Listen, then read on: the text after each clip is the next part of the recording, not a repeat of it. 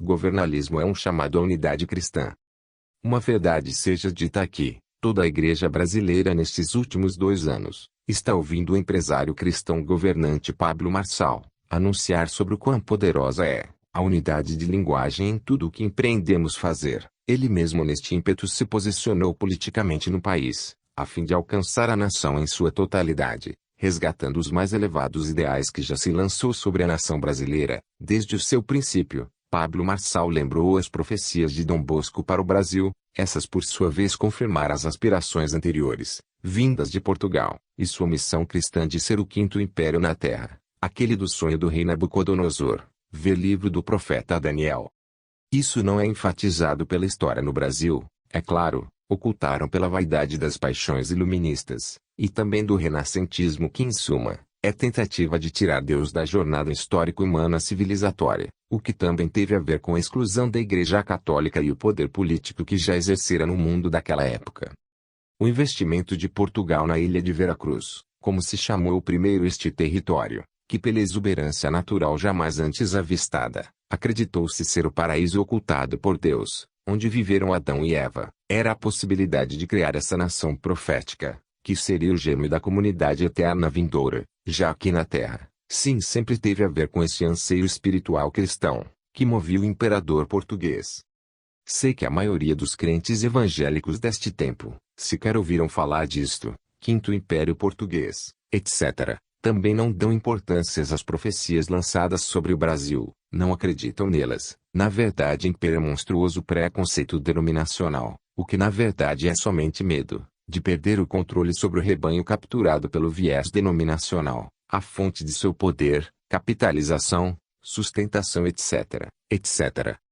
A igreja hoje também é um gigantesco comércio, sim, é negócio, cumprindo o que disse o apóstolo Pedro. Também movidos por avareza, farão comércio de vós, com palavras fictícias. Para eles o juízo lavrado há tempo não tarda, e a sua destruição não dorme. Segunda Epístola de São Pedro, capítulo 2 verso 3, e semelhantemente foi profetizado pelo apóstolo Paulo. Veja você mesmo, e agora, pare essa leitura, se permita abrir a Bíblia, na segunda carta aos Tessalonicenses capítulo 2 versos 9 em diante já é suficiente. Voltando ao presente acontecimento do governalismo, temos Pablo Marçal chamando a igreja brasileira, para uma unidade de linguagem. Neste ensejo, ele vai citar o acontecimento da Torre de Babel, onde o próprio Deus interveio após o concílio celestial, e diz: e o Senhor disse, eis que o povo é um, e todos têm uma mesma língua, e isto é o que começam a fazer, e agora, não haverá restrição para tudo o que eles intentarem fazer.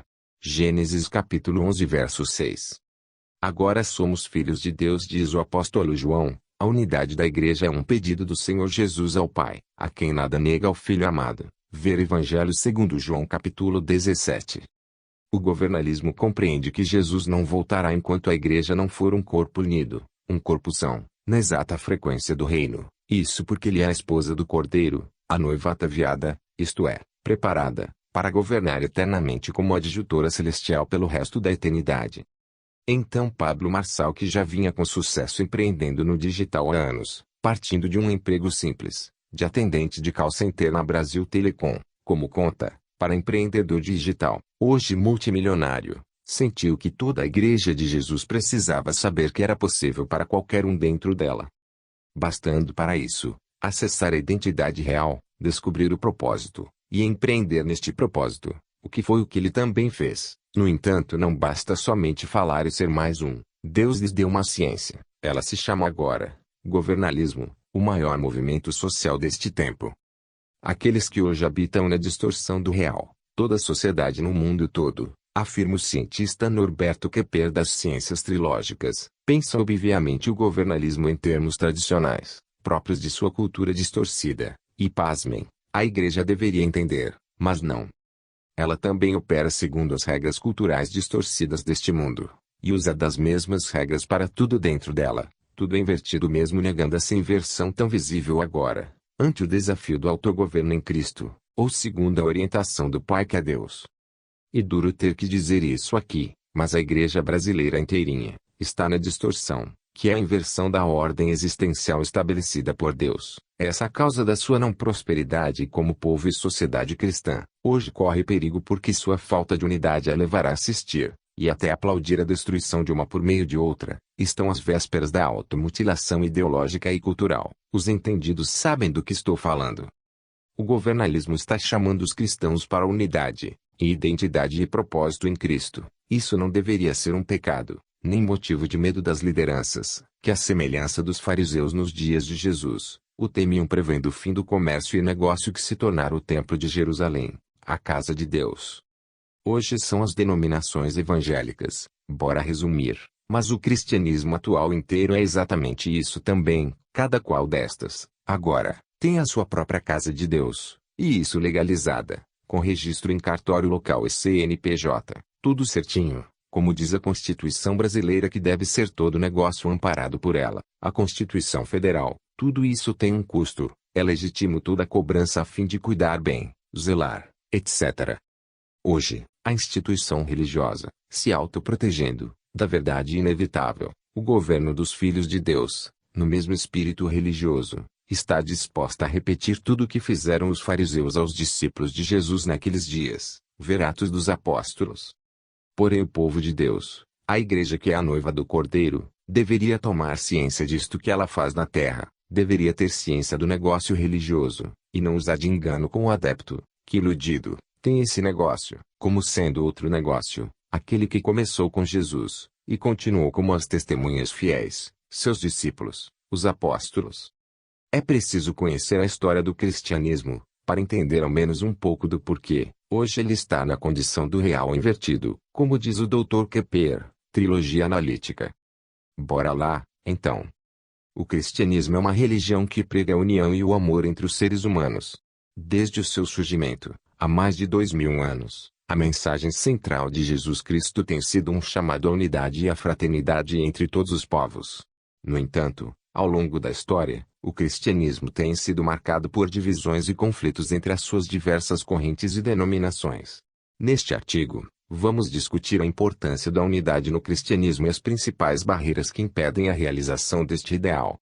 Em primeiro lugar, é preciso entender que a unidade no cristianismo não significa uniformidade. O cristianismo é uma religião diversa, com muitas tradições, ritos e crenças diferentes.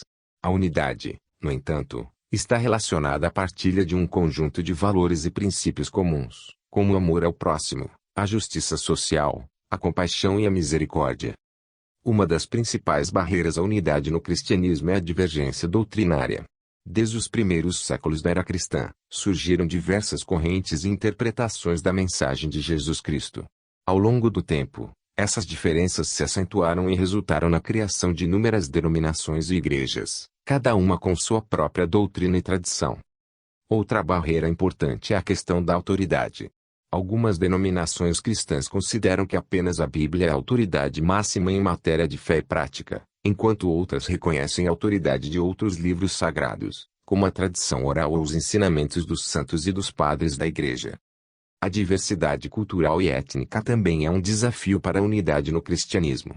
A religião se espalhou por todo o mundo e se adaptou às diversas culturas e tradições locais.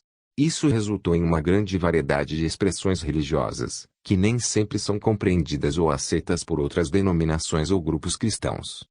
Apesar dessas barreiras, há muitas iniciativas e movimentos dentro do cristianismo que buscam promover a unidade entre os cristãos. O ecumenismo, por exemplo, é um movimento que busca aproximar as diversas denominações cristãs e promover o diálogo e a cooperação entre elas. A ideia de que todos os cristãos formam uma única igreja é um tema recorrente nas escrituras cristãs. O apóstolo Paulo, por exemplo, escreveu sobre a igreja como o corpo de Cristo, composto por muitos membros, mas com um único objetivo e propósito. Esse ideal de unidade deve ser um guia para os cristãos de todas as denominações e tradições. Outro exemplo de movimento que busca promover a unidade no cristianismo é a comunhão anglicana, que é uma comunhão de igrejas que compartilham uma tradição comum e reconhecem a autoridade do bispo de Cantuária como um símbolo da unidade. Essa tradição anglicana enfatiza a importância do diálogo e da cooperação. Muito resumidamente, é isso que temos como cristianismo histórico. O governalismo vai neste tempo chamar a igreja de volta à identidade dela, Aquela do princípio, de antes do advento católico romano religioso cristão, é um retorno à sua origem. Dentro da atualidade, já não podemos voltar o tempo. Isso pede uma nova mentalidade, o que também o governalismo apresenta, propondo aquela que a Bíblia revela, a mentalidade do reino dirigido pelo Espírito Santo, enviado do Pai, cumprindo a profecia dos antigos profetas, pelo qual Jesus teve que subir aos céus também, é como está escrito e nada mais. Essa é a real aqui, prezados irmãos, o que vós temeis. Ficar sem o ganha-pão? Sei que é mais do que isso, sei do poder, da soberba, arrogância, a síndrome de Lúcifer está entre vós, os zelosos da religião.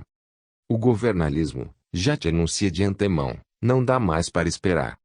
Uma nova igreja já chegou, e ela é a igreja governante, que se levanta para a unidade de linguagem, identidade e propósito, e se alguém não quer isso, não vai mudar nada, ou aceita a frequência ou morre escutando ela, desorientando seus planos, e negócios também. É isso que mostra a experiência de Kuramoto Model. O governalismo é uma frequência, que está maior a cada dia. Avante governantes, bora tocar o terror na terra, o reino dos céus está aqui, maior é aquele que está em nós do que aquele que está no mundo. Governante Djalma Mello é general do reino, siga e divulgue este canal, participem da pesquisa, nação governante, tamo juntos até depois do fim, para estar diante de Jesus, o Rei dos Reis e Senhor dos Senhores. Amém. Amém.